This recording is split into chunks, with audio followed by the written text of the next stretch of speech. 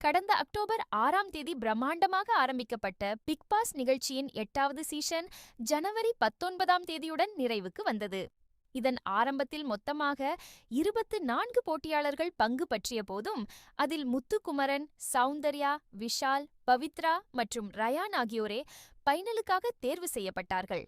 இதில் big pass title வின்னராக Muthukumaran முதல் இடத்தை பிடித்து வெற்றி கிண்ணத்தை தட்டிச் சென்றார். 2வது இடத்தை சௌந்தர்யா பிடித்திருந்தார். அதில் எதிர்பாராத விதமாக பவித்ராவும் ரயானும் எலிமினேட் ஆகி வெளியே சென்றிருந்தார்கள். இந்த நிலையில் சௌந்தர்யா தன்னை வெற்றி பெற வைத்த மக்களுக்கு நன்றி தெரிவித்து ட்விட்டர் பக்கத்தில் நீண்ட பதிவுகளை பதிவிட்டுள்ளார். தற்பொழுது அவருடைய பதிவு வைரலாகி வருகின்றது. அதன்படி அவருடைய பதிவில், இந்த வெற்றி என் முதல் படம் வெளியாகி 106 நாட்கள் வெற்றிகரமாக ஓடியதைப் போல உள்ளது. அதன் வெற்றியைப் போலவே நான் இப்போது இந்த வெற்றியை அனுபவிக்கிறேன். பிக் பாஸ் வீட்டில் இருக்கும்போது நான் எந்த விளையாட்டையோ டாஸ்கையோ வெல்ல முடியாமல் போயிடும் என எப்போதும் கவலைப்பட்டேன்.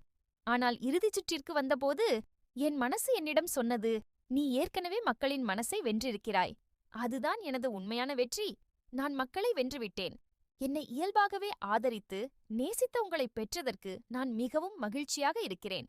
பிக் பாஸ் என்னிடம், வீட்டை விட்டு வெளியே சென்ற பிறகு என்னை நேசிக்கிறவர்களையா அல்லது என்னை விரும்பாதவர்களையா சந்திக்கப் போகிறாய் என கேட்டார். அப்போது நான், என்னை நேசிக்கிறவர்களை என்று சொன்னேன். ஆனால் இப்போது எல்லோரையும் சந்திக்க தயார்.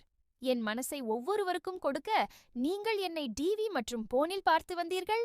அடுத்து விரைவில் திரையரங்கில் உங்களை சந்திக்கிறேன் என தெரிவித்து